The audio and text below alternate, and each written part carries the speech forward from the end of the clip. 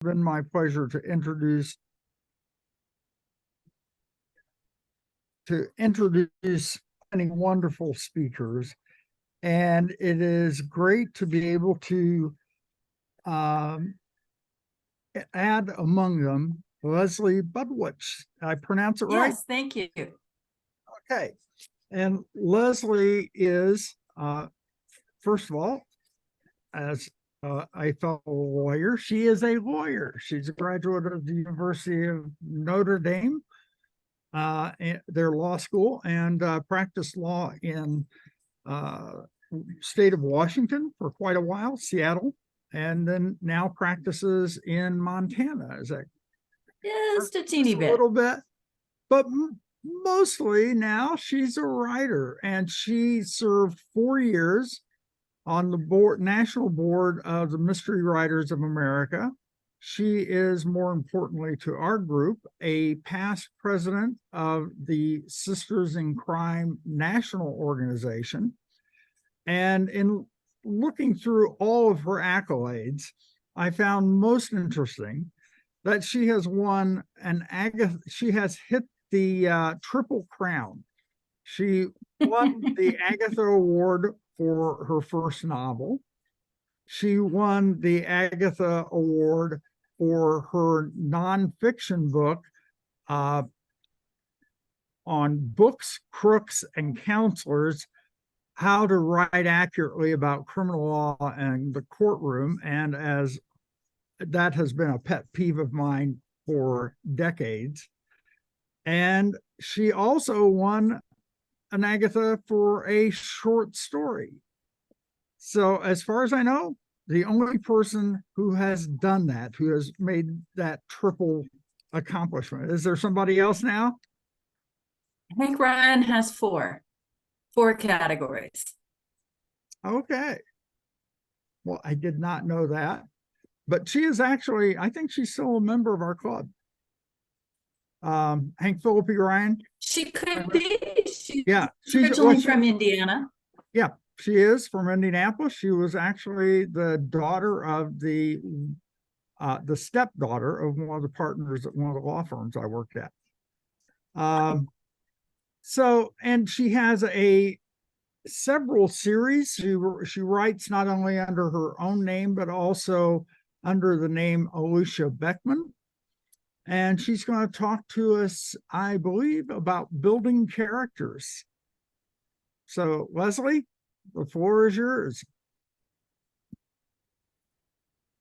Thank you. As we move into this week of celebrating thanks, I want to thank you for the invitation. And as Steve said, I was president of Sisters in Crime, but what has been most important to me is my membership in Sisters in Crime. And I am enormously grateful for all the things it has brought to my life, not least of which is getting to visit with writers in other parts of the country through the magic of Zoom. Steve, I think you need to make me a host so I can share a screen, or do I just hit the button? Yeah, I think somebody else does. I'm not actually a host on the meeting. So, Janet, I think you're the host. No, I'm the host, and I just made her co-host. There you go. And then this green button, and then bring up my slides. All right. Can you all see those? Oh, yes. I need to do this thing up here. I can see them. There. Wow, look at me. This is the first time I have done a presentation with slides. So I don't know how it really works and how I move on to the next one when I'm ready, but I'll figure it out. Actually, maybe I better figure that out now. Does anyone know how? Can anyone tell me how I move to the next one when I am ready? I think you should be able to do it just by moving as you would at your own. I'll just do it this way. That means you can see the sidebar with the future slides, but for now, I think that's just fine. Okay, so building character. Characters drive story, or at least they should. We will talk this morning about what brings a character to life on the page with some examples. We'll discuss character traits, personality classification systems, drawing on your own experiences, and other tools and exercises for building characters who drive your story, speak in their own voices, and keep your readers turning the page. I'm a couple of hours behind you out here in Montana, so I'm still sipping my first cup of morning coffee. Let's look at what we mean when we talk about character. Character is the heart of every story. No matter what type of fiction you're writing, the best plots flow from the characters. Even in a mystery or a thriller, where the plot is central to the story, it's critical to the success of the story, the characters are the key. When someone tells you about a book that they enjoyed, they don't say it's about a bomb. They say it's about a guy who. And when readers fall for series, they remember the characters as much as the individual plots, sometimes more. So we're going to look at a few ways to dive into those characters and make them and discover what makes them tick. Character is a person. This is basically a Webster definition. A person's essential nature, often thought of as his or her moral center, revealed by decisions and choices, especially those made under stress. And that is key to us. Characterization, of course, is the process of creating or revealing character through visible external traits. Whether you're an outliner or a planner, or you're a pantser, to write a compelling novel, you need to understand your characters, their core needs, desires, and problems, and their struggles. The central emotional conflicts. The stage at which you learn those things may vary, and of course, you'll learn more as you write. I want to emphasize that what I'm talking about is a right brain process of discovery, not a left brain activity where you simply decide these things arbitrarily. I get to this point, this characterization, as many writers do, through some form of pre-writing. That may involve taking your characters for long walks, thinking about them for days, writing character analyses, and making other kinds of notes. Your characters are the foundations of your story. And the more you know about them before you start committing to sentences and paragraphs, the better it is. Now, I don't want to make those of you who consider yourselves pantsers squirm by saying that. Let me stress, I am not talking about knowing all the plot events in advance, although I personally do outline to a varying degree, some books more than others. I'm not talking about, to use my own characters as an example, knowing that Pepper confronts Alex about his dishonesty at the cafe on this particular day with this group of secondary characters eavesdropping at the kitchen door. I'm talking about you, the writer, knowing Pepper's emotional reaction to dishonesty. Pepper is the main character in my Spy Shop series, as you can probably tell by the name. She has a particular reaction to dishonesty, especially in a romantic relationship. You need to know, or rather I did, where that comes from and how she will respond to it. You, as the writer, would need to know that Alex can't be honest with her. Why? What will her demands for honesty lead him to do? In my experience, when we take the time to explore our characters as early as we can, that's when we end up with coherent, consistent, credible story people that both we and our readers can empathize with. And that's why I caution against moving too quickly or arbitrarily. It might not matter whether you decide your character has blue eyes or brown, but then again, it might. But what she most wants out of life, and in this story, do matter. How she responds when someone stands in her way matters. I've got a little equation here to demonstrate that. Story equals character plus problem plus struggle, whether that's internal or external, excuse me, plus the resolution times other characters. And what I mean by that will become a little more clear, I think, as we go along. The story or plot unfolds when one character acts and another responds, setting up a problem and setting in motion a chain of events, which is that struggle. That can resolve, but it leads to other problems and other struggles. And of course, we have a braided chain of interaction with other characters. This is sometimes described as goal, motivation, and conflict, or GMC. So how do you get there? Well, I've developed a list of what's essential to me to know about each of the main characters. For minor characters, you may not need to know all of it or know it in as much detail. And these are some of the key character traits that most of us want to know at some point in our writing process about our characters. And of course, some are going to matter more than others. If you're writing a series, as many of us are, some may arise at different points in a series. First, of course, the physical characteristics. I'm going to give you an exercise later. We won't have time to actually do it this morning, but it will delve more into physical characteristics. You need to be able to picture the character. What is significant about him or her? Consider gender, height, build, race or ethnic origin. What's unique or distinctive? What would the reader notice if they were to meet this person in real life? For non-point of view characters, what would the point of view character notice? To go back to Pepper, Alex doesn't notice his handsomely graying temples, but Pepper does. He doesn't notice that he's one of those men who, when they walk into a room, walks into the middle of it. But she notices. Everybody does. Consider family and friends. This is critical for your major characters. It may not matter for secondary characters. You might discover more about them as you go along. In my Food Lovers Village series, the main character is a young woman named Erin Murphy. For her, I needed to know from the start about her parents and her sister. Her mother and sister are major characters. Her father's still unsolved death is a key storyline. She's got a brother, but I didn't need to know much about him for those first 2 books.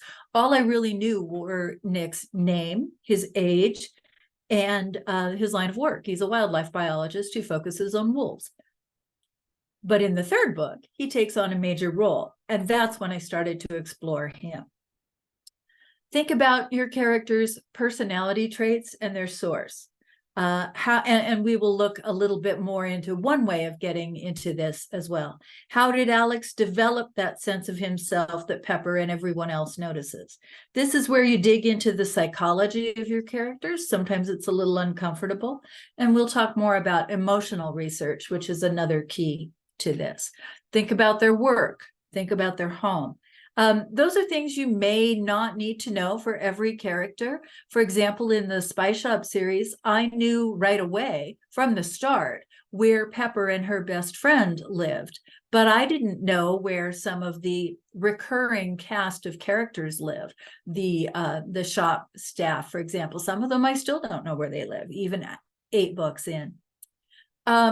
Because it hasn't mattered yet. Think about quirks. That's a good way to make your secondary characters pop. For example, a character who always wears wild earrings, and people comment on her earrings. It's easy to overdo this, so establish the character and pick one trait. Oftentimes there's an image associated with the character. For example, with Tracy, the woman I just mentioned, it's those earrings. Think about secrets. This is really huge. When you get stuck, ask what secrets your characters are hiding.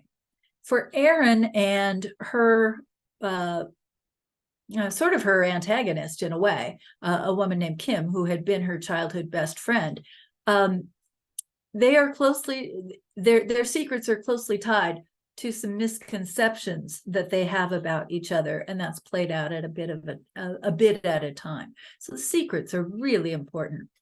Of course, you want to know the goals and motivations for your major characters, generally and in this novel. What does Pepper want out of life? What kind of life does she want? What does she feel she needs to do in this particular story? Think about the conflicts. Both the internal ones, which are the characterization, and the external ones, which is the plot. What drives Erin to return to Jewel Bay? How does she respond to what happens when she gets there, her hometown after 10 years, just an example. And you will, of course, learn a lot more about these deeper internal things as you work on the story. And some of them may change, and you will learn a lot more. You'll know a lot more by the end of the first draft than you did when you started. Think about your character's growth, and that's an example of something that you will learn as you go along. Even your villains or antagonists will grow. Your murder victim, of course, might not, but your character's understanding of that victim may change. And of course, the general storyline. A few more things to consider about your characters. If I can move to the next slide here. The style of dress, that's especially true for an age range or an occupation that is not part of your own life. I want to mention that just because you know these things about the characters doesn't mean putting them in the story. If a character's work or home or how they're dressed isn't relevant to the narrative, leave it out. How much to describe either a person or a place is up to you. You might be a writer who only reveals things like height or hair color if it matters, letting the reader decide what a character looks like. Or you may prefer to give a short description early on so the reader can visualize the character. Both are equally valid choices. The key point is that you need to be able to picture each character. I like to think about their manner of speech. Some characters have accents, dialogues, quirks, catchphrases. Pepper, for example, because I write cozies, swears creatively. She will say parsley poop and holy margaroli, and she'll refer to someone as a pain in the anus. These are things that give her voice as well, but they're also fun to write. And let's talk about misconceptions briefly. This is fruitful territory. I mentioned Erin, the main character of my Food Lovers Village series, and her childhood best friend, Kim. There's a misconception there between the two of them over something Kim saw as a teenager related to Erin's father's death, and she has misunderstood it all these years and felt guilty. So there's a misconception there. How does that drive her? An example from another writer whom you may have read is Barb Ross's Maine Clam Bake series. Her main character, Julia, always thought that her mother looked down upon this little town they live in, because she was from away and came from a wealthy family. And it turns out that the distance Julia perceived was simply her mother's shyness, and she had never fully understood that. You'll go back and forth as you do this work between your characters, your outline or synopsis, and your other notes as you work this out. It's messy. It's a lot of fun. Don't get stuck here. It's critical, but it's not the story itself. I'm going to give you an example from a proposal I created for how some of this actually plays out. About 20 years ago, I studied for a wonderful week with Elizabeth George, who used to run a week-long intensive mystery writing workshop at a bookstore outside San Francisco. And she creates her characters first and then puts them into the scenario that becomes the plot. For me, I create the two together because what I learn about the character as I'm thinking about the story gives me plot ideas, which then leads to more character discovery. So, for example, in this proposal that I wrote, the main character's name is Casey, and she is a lawyer in Washington, D.C. Her grandfather is shot and seriously wounded, so she comes home to Seattle to be with him. That means canceling plans to go to Paris with her boyfriend, who has business there. Eventually, the boyfriend gets the idea that she's not coming back and starts asking questions, even making a trip to Seattle to plead with her. And I was keeping a running list of notes in as close to chronological order as I thought things might occur. And so I jot these things down as triggers for an eventual scene. She's staying with her sister. And her sister, of course, is going to ask her about the boyfriend, just as she will ask her sister about her love life. That leads to another scene. And it prompts me to think about each of these women, their struggles with relationships, and where that comes from. Their long divorced parents are part of the story. So I may open my character analysis for one of them and make a note about their history. Note a snippet of dialogue, ideas for a future scene. That's what I mean when I say it's kinetic and you go back and forth a lot.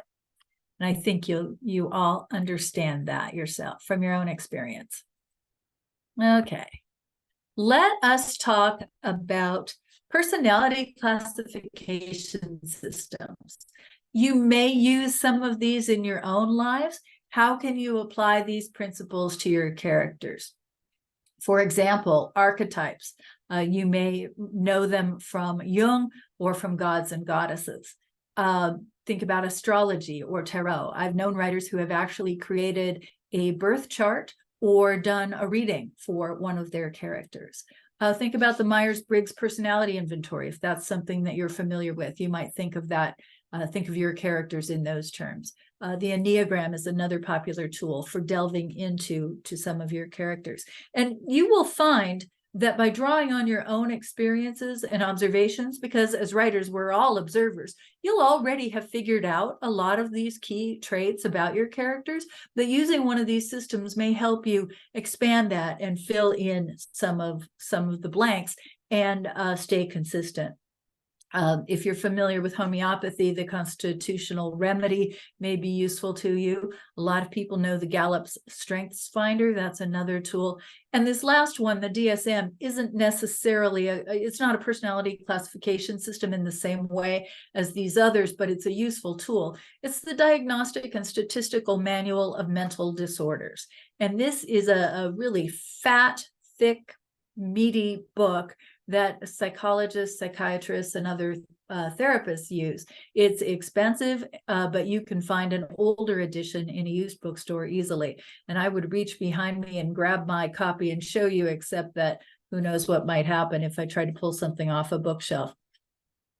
And these sorts of things are useful tools for being able to understand what drives your characters.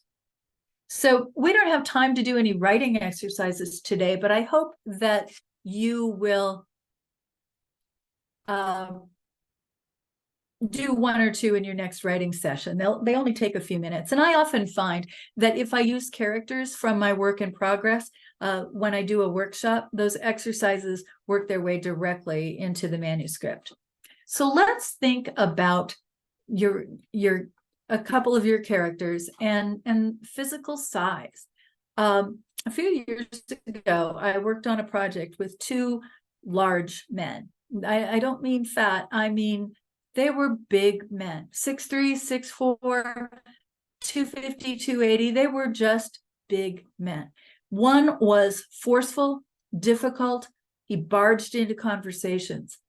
The other seemed to be aware that his size could be intimidating, and he was cautious about it.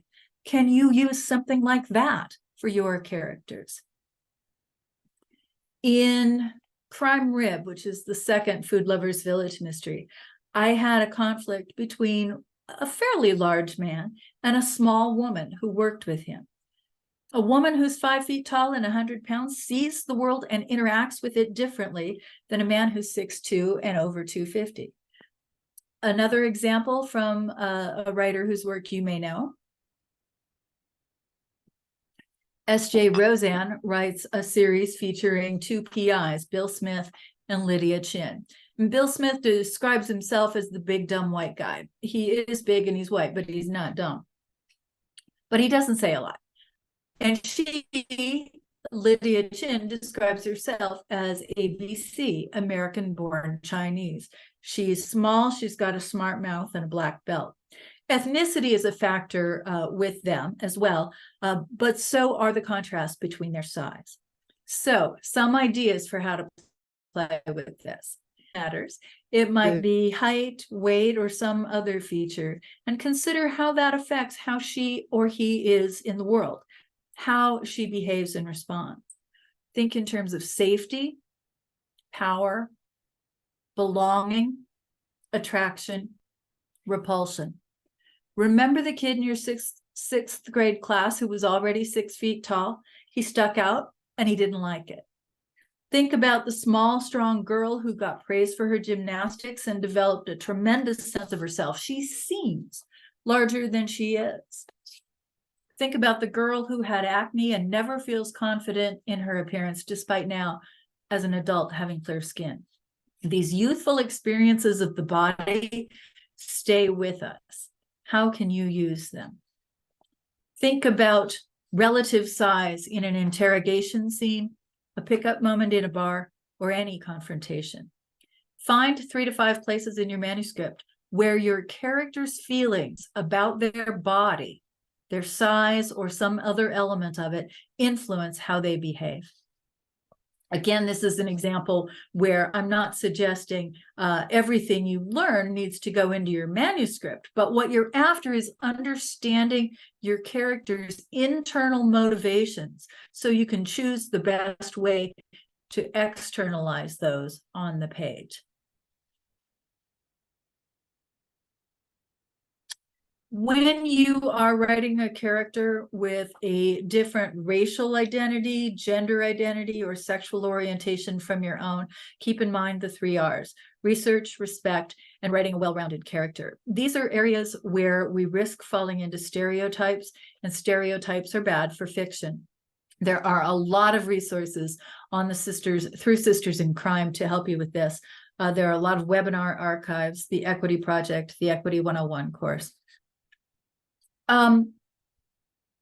Another one that relates to personality characteristics. Think about some things like social standing. We don't have the strong class system that some cultures have had, say Victorian England, but we've still got some aspects of it here. The late Anne Paris Thomas and Charlotte Pitt series is set in Victorian England. Pitt is the son of a disgraced gardener who was educated in the household, became a police officer, and married into the gentry, what at the time was called above his station. In the 30th book, Death on Blackheath, he is the newly named head of Special Branch, meaning chief investigator on national security matters. His background affects how he responds to specific situations. Even more importantly, it affects how others respond to him. In addition, he is proving himself in a new job, one that some people don't think he should have because of that humble background. Do you have a character who feels the impact of an education or the lack of one? Is one of your characters in a new job? Does she feel secure or insecure? Does she feel a need to prove herself because she got fired from the last job? Or does she feel like she's a total screw up, bound to fail again? Is there another character who knows her vulnerability, who can either use that to help her or to sabotage her? Is she recently divorced and feels like she's walking around with a big black X on her forehead? Again, this is a place where you can find 3 places in your manuscript to use this, where some emotion connected to education, economic or social standing, or employment status affects how a character feels and how she acts. Draw from your own experience. When I am away from my manuscript, whether it's just for a day or whether maybe I'm at a conference, I try to think about 3 things from each day that I can give my characters, and that helps keep me connected to the writing, even if I'm not actually writing. You can use your own experience and your observations to give your characters anxiety, fear, grief, anger, many of the things we're experiencing from the difficult times we're living in. Can you also use your observations and experiences of these times to give your characters grace, generosity, or joy? What part of you is in your character? When you were a child, was there something you were afraid of? Somebody you envied? Somebody who envied you? Somebody who had a completely different view of your relationship than you did? It can be as simple as, these 3 things can be as simple as meeting someone who has a surprising voice or physical trait, something you hadn't expected. Maybe you knew somebody only online and you really liked them and you meet them in person and you're not so sure, or the other way around. Give those kinds of everyday experiences to your character. As I said, one way to think about your characters is how much of you is in them. I mentioned Erin from the Food Lovers Village Mysteries. She was born and raised in this small town in Montana based on the one where I live. She left and returns only to find the place changed. That's my own experience. I'm updating it through the eyes of a much younger woman. Pepper is quite different. She's the main character in my Spy Shop series. She was born and raised in Seattle. She worked in a law firm as staff, not a lawyer. Very different experience from me. But like her, I've been divorced. I've bought a house on my own. I've hired and fired. And so I can bring my experiences and filter them through her lens. Give pieces of those to my characters, not just to the leads, but to others as well. I haven't killed anybody yet, but I have felt deep anger, deep emotional conflict that if twisted on the page could lead down that road. And so have you. As you dig for these things, you will learn things about your characters. You may learn a few things about yourself as well, both good and bad. Give that insight to your characters, give them that conflict, and think about what they do as a result. I want to share 3 really useful tools that you can use. The first is a rant. I love me a good rant. In April of 2012, I attended Don Maz's breakout novel workshop, and it was a week that changed my writing life. I had a 3-book contract with Berkeley for the Food Lovers Village series, and the first manuscript was due in August. I was a little more than halfway done, and I was feeling pretty good about it. I went home and started over. And Death El Dente won the Agatha Award for Best First Novel. What changed? Well, I didn't change the plot. I do outline, and I had created character sheets where I focused on learning what my characters wanted, what they would do to get it. And I knew where the story was going. But my writing was too passive. It wasn't bold enough. There wasn't enough tension. Erin didn't drive the story. And Don suggested I let Erin go on a rant. Now, he meant that as a character discovery exercise, not as a way to open the story, but that's what I did with it. The difference between the original opening, which was good enough to sell the proposal, and the version that eventually was submitted is attitude and microtension. Our protagonist has a problem. You know she's going to find a way to solve it. You know we're going to have a good old-fashioned mother-daughter conflict in the form of conflict over a family business. These are 2 classic situations. And it's going to matter to solving the murder, which hasn't even occurred yet. All that from a rant on the first 2 pages. A rant shows your character's opinions. Do not shy away from giving your character's opinions. It's also a really great way to get to subtext, to figure out what the characters are saying underneath what the words. For example, between Erin and her mother, it's issues of trust, fear, control over the family business. If you're struggling with your main character, if she's not quite coming alive for you, give her a rant. It may not make the final edit, but it will help you find out who she is and find her voice. We all write, in part, because we want to be heard. We want to give voice to ourselves and to the story people who live inside us. In Blind Faith, you can see the cover over my shoulder. That was my second standalone suspense novel, the green book behind me. The main character is a lawyer.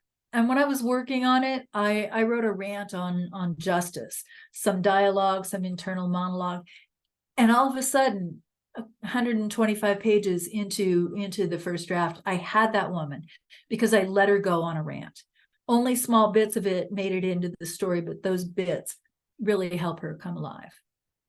Discovery pages are sometimes called free writing. Sit down with your character and let him or her tell you what you don't know about them. some secrets they've long harbored, what no one else in the story knows about them. Do this in first person, as you should with the rant, even if you're not writing in first person. And do it by hand, because that creates a direct channel in the brain. Excuse me, the limbic center in the brain, the limbic system is the center of emotions. And there's a theory that when you write by hand, you are tapping directly into that. You can use those pages to delve into an insight from your character, into an incident from your character's past that still influences them. Again, it's not necessarily going to appear in the book, but it tells you things you need to know about your character. When I was writing Blind Faith, I was in a continuing legal ed class that wasn't particularly stimulating. And I started writing in my notebook about Father Mike Leary, who is the murder victim and a key character in Blind Faith. And I learned things about that man that I had no idea. I wouldn't have learned it any other way. Sadly, some of those things led to his death, but it was fiction. And then I want to mention emotional research. This is just one of my very favorite things to do. In a way, it's the opposite of drawing on your own experiences, because sometimes characters have experiences that we haven't had. I did this exercise initially for Death al Dente, which is the first Food Lovers Village mystery, but the things I learned have continued to show up in almost every book since then. I mentioned that Erin had lost her father in a hit and she lost him when she was 17. He was killed in a hit and run accident. My father died when I was 30 of natural causes. That was a very different experience. I knew some of the emotion she might feel from observing people as a lawyer in personal injury cases I'd been involved in. Excuse me.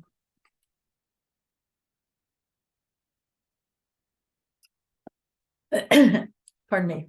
But I needed to know more.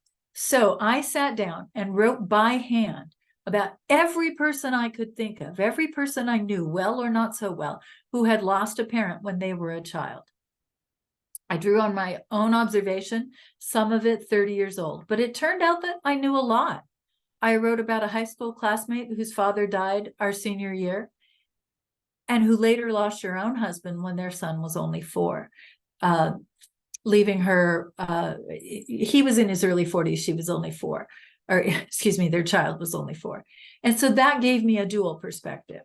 I wrote about my reaction and that of my classmates when a boy in our class was killed in a car accident our junior year. That turned out to be very useful years later in Blind Faith, where the death of a teenage girl has ripple effects for decades. And I discovered that I still had feelings about that whole experience from 40 years earlier, and that needed to come out. And it was an important thing for me personally to write, but having been through it allowed me to write it more clearly on the page. If you can, talk to people who have had the experience that you want to explore, or to people who are involved in it in other ways.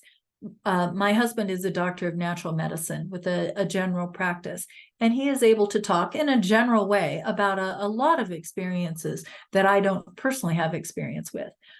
In my example of the teenager who lost a parent, you might also talk to a friend who teaches high school or one who's a social worker.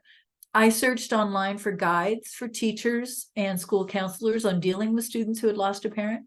You could also read memoir or other personal accounts or YA novels involving that situation.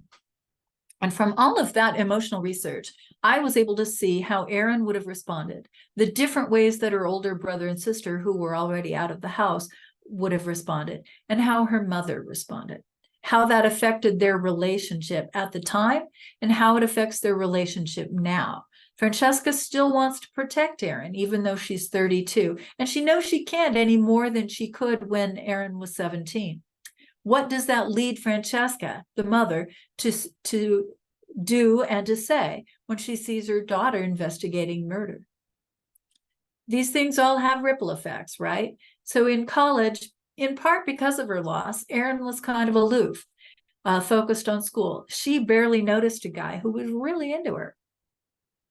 15 years later, she meets him again. How does that history influence their relationship? And the impact on her relationship with her best friend is a big driver of the story as well, because as I mentioned, that woman is now a sheriff's detective in their hometown. And really, for the series to move forward, for their relationship to move forward, they have to solve that problem. It takes 3 books. So for Aaron, I did all of that in the first draft. For Bitterroot Lake, my suspense debut, I did it during revision in response to questions from my editor. I thought about people I knew who, from my perspective, were driven by bitterness and resentment. I read articles online. Psychology Today is a great resource, and also blogs. So, there are counselors and psychologists who have blogs, and they will talk about specific problems. And people will say the most amazing things. Read the comments. This is the situation where you want to read the comments, because it tells you how people are looking at something and the kind of language that they use. And it helped me see what this particular character in this town, in this crisis, might do. I expanded on my ideas about emotional research in a blog post a couple of years ago in the Kill Zone. So if you're interested in learning more about this, look for the blog, The Kill Zone. The article is dates from March 30th, 2021, but it's easy to find with my name. Speaking of names, we want to think about those when we talk about characters.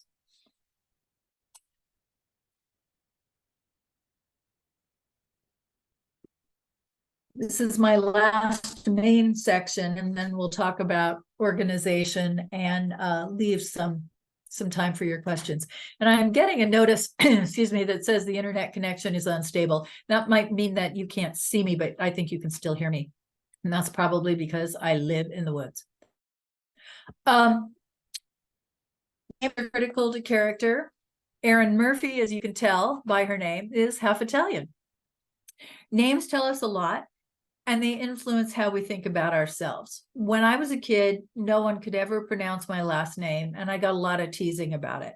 And that influenced me. I also had a first name that was in the process of changing genders, and that affected job interviews. Naming story, how our parents chose our name, the names they considered but rejected, names for the other gender. And we all have experiences of how other people respond to our names, whether they're common or more distinctive like mine. Give your character a story. Names reflect age, family origin, and ethnicity. Some families repeat the same names, which can lead to confusion or to a lot of nicknames. How can you use that? Maybe your character is a junior because he hates his father. There's a lot of meat in these names. Watch for crutches. A name may be a shorthand to reflect ethnicity or personality, but it may also be inaccurate or stereotypical. Pay attention to the sounds and syllables. An editor noticed my tendency to give women names with 2 or 3 syllables and men 1-syllable names.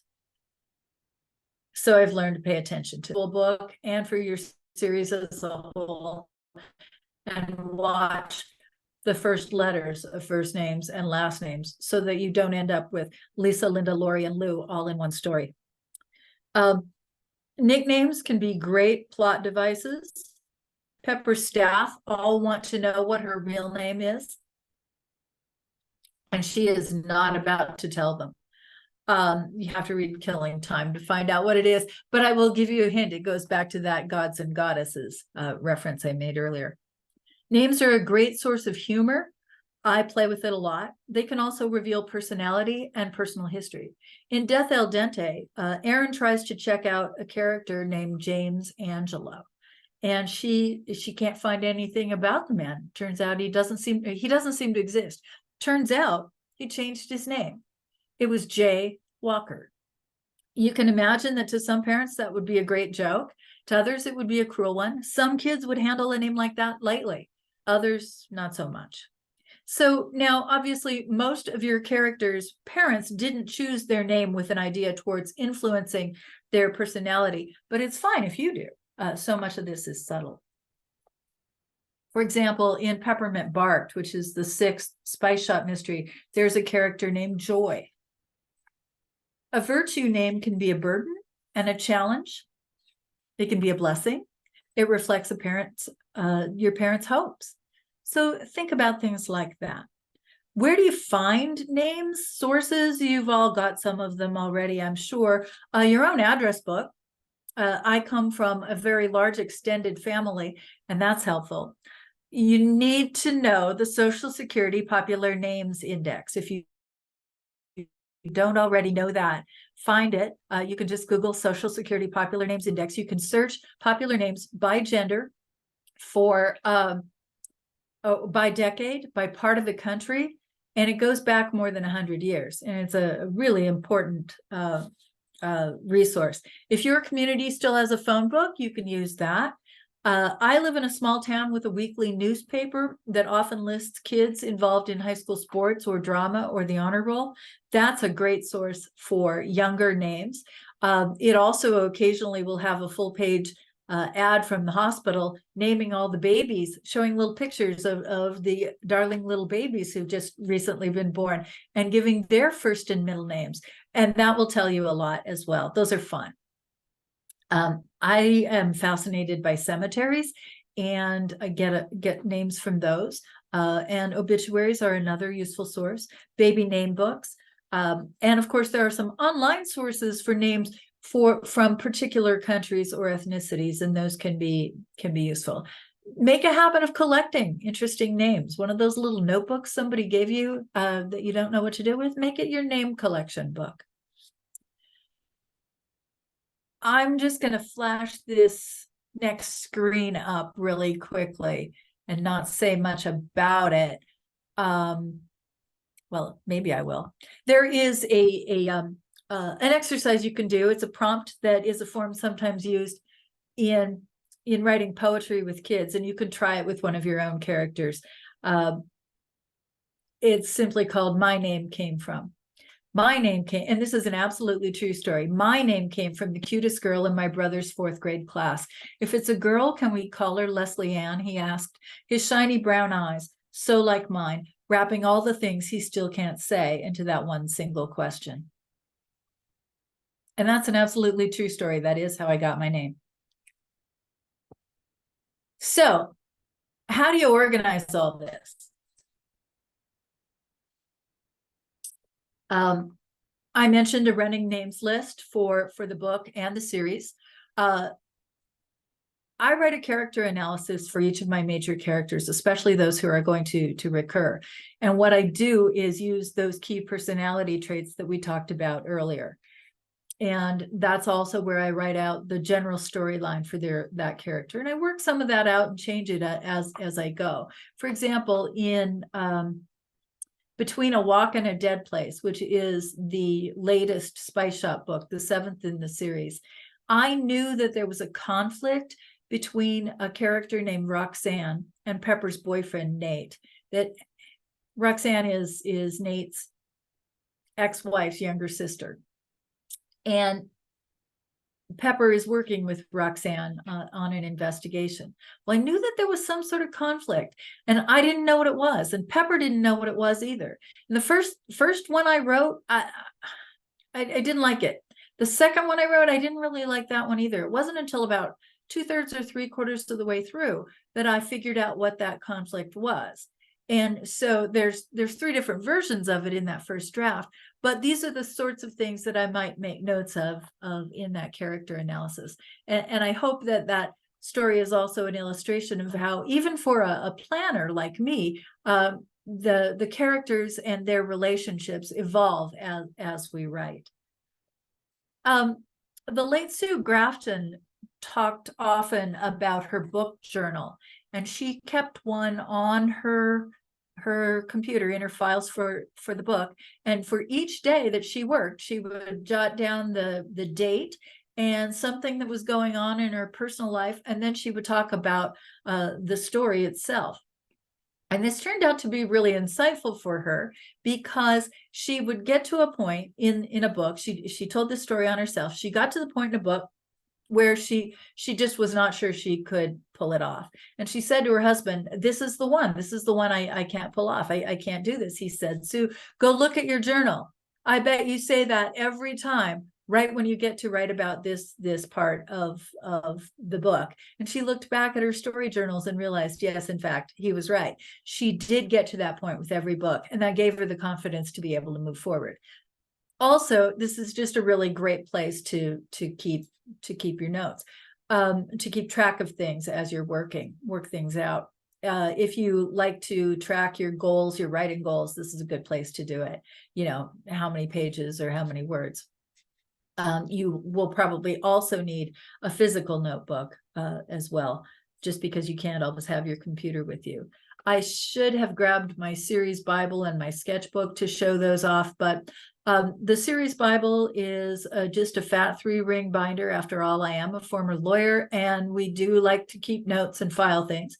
That's where I've got my character analyses, the notes for each book, research calendars, the publisher's style sheets, things like that.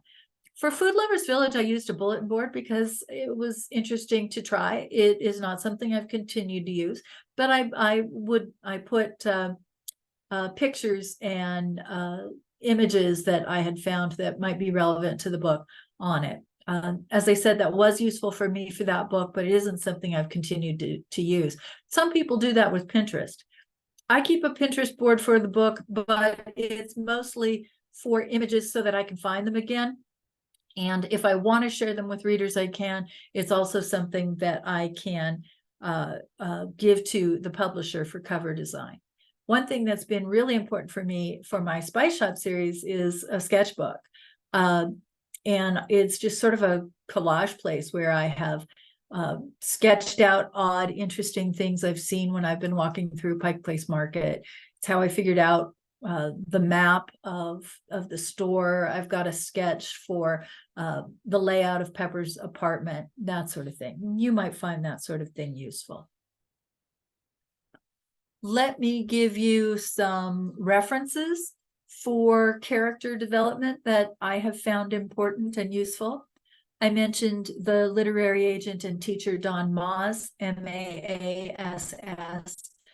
All his books are useful. The 3 most recent are The Emotional Craft of Fiction, Writing 21st Century Fiction, and The Fire in Fiction, and they're all tremendous. Elizabeth George's book, Right Away, details her methods. She's highly methodical. But what she says is that being methodical about certain things allows space for the art of writing to emerge. And I like that. And that's been true for me as well. I'm a big fan of the group blog Writer Unboxed, writerunboxed.com. It's more than 30 writers who take turns posting really substantive blog posts every day. And it's a mix of craft advice, business, and inspiration. And then one I'm sure many of you know is The Emotion Thesaurus, a writer's guide to character expression by Angela Ackerman and Becca Polisi. They have written other volumes as well, and but The Emotion Thesaurus is the one I use several days a week. I pull it off my shelf. And of course, there are a lot of great options and opportunities and resources on Sisters in Crime's website and in the webinars. So it all starts and ends with character. Create characters whose emotions, struggles, and internal conflicts drive their visible external actions, and your readers will stay up too late to find out what happens next. Here's me, some of my most recent books. I do have a newsletter, and you can download a couple of free short stories. I blog on Saturdays with a creativity quote with some comments about writing. Thank you for having me. I wish all the best to you and your story people. And I think we have still got some time for questions.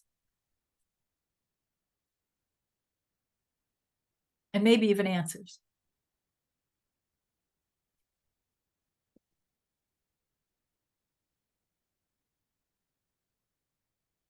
Anyone have something they'd like to ask me? I've thrown a lot at you in a short time here.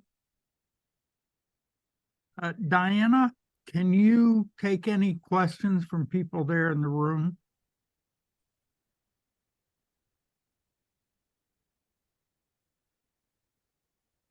Well, let me start. Can you hear me okay, Leslie?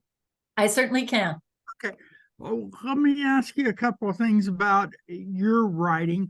You mentioned pantser planners. I always like to ask writers, which are you?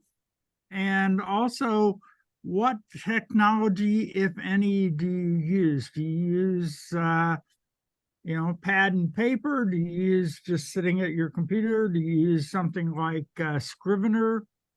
How do you go about your writing process? So I am mostly a planner. I used to call myself an outliner, but I no longer write as detailed an outline for a story.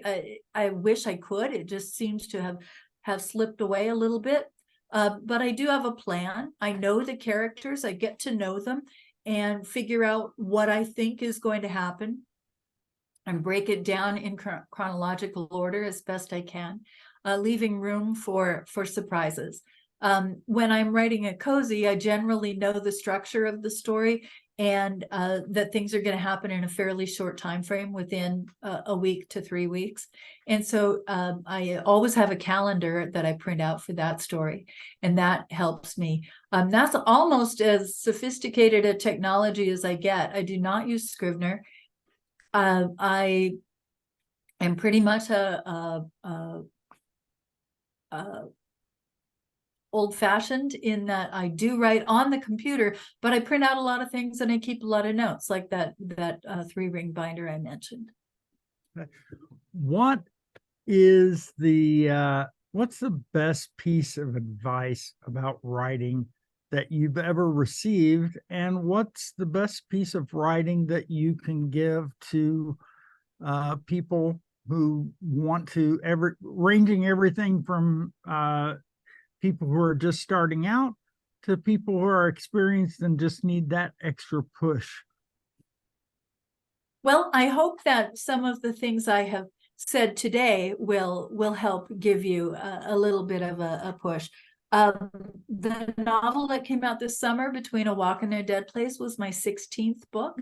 And people often ask my husband, how does she do it? And his response is, she sits in her chair and she puts her hands on the keyboard.